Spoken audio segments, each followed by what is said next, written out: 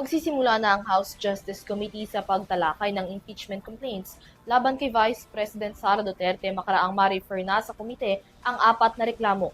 Ang hakbang na ito ay hudyat na rin ang pagsisimula ng komite na alamin kung sufficient in form at in substance ba ang mga nasabing reklamong layong mapatalsik si Duterte mula sa pwesto. Alamin ang kabuuan ng balita mula sa report na ito.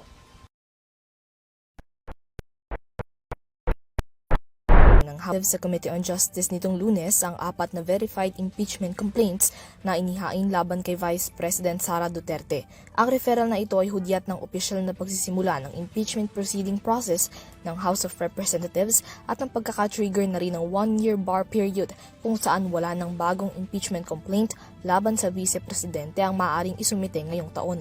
Ngayong nasa Justice Committee na ang mga reklamo na katakdang talakayin ng komite ang nilalaman ng 4 na impeachment complaints at tukuyin kung ang mga ito ay sufficient in form at in substance.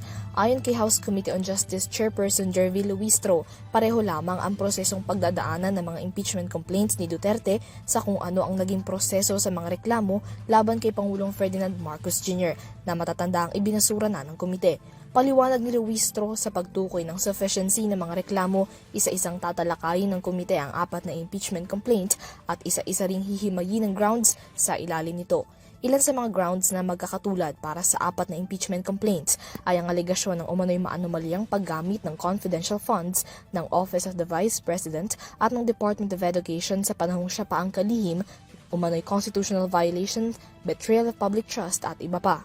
Kapag natukoy ng komite na sufficient in form at in substance ang lahat o ang alinman sa 4 na reklamo, saka pa lamang magaganap ang responsive pleadings para madetermina kung may sapat na basihan para suportahan ang impeachment complaint. Sakaling makalusot ang reklamo sa prosesong ito, nakatakdang magsagawa ang komite ng hearings kasama ang respondent, complainants at witnesses, saka pa lamang magkakaroon ng committee report ang Justice Panel na siyang kinakailangang makakalap ng 1/3 ng boto ng lahat ng mga mambatas bago tuluyang ma-initiate ang impeachment complaint sa Senado.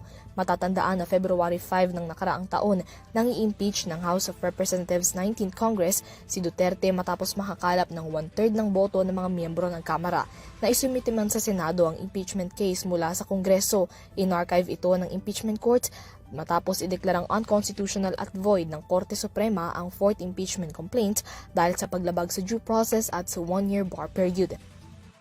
Sa pagkaka-refer ng mga kaso, mayroong 60 session days ang House Justice Committee upang resolbahin ang usapin kung ibabasura ba ang mga reklamo ng impeachment o kung tuluyang irerekomenda ang pagpapatalsik sa pwesto kay Vice President Sara Duterte. Para sa EuroTV News, Mia Layagi, sumasaludo sa bawat Pilipino.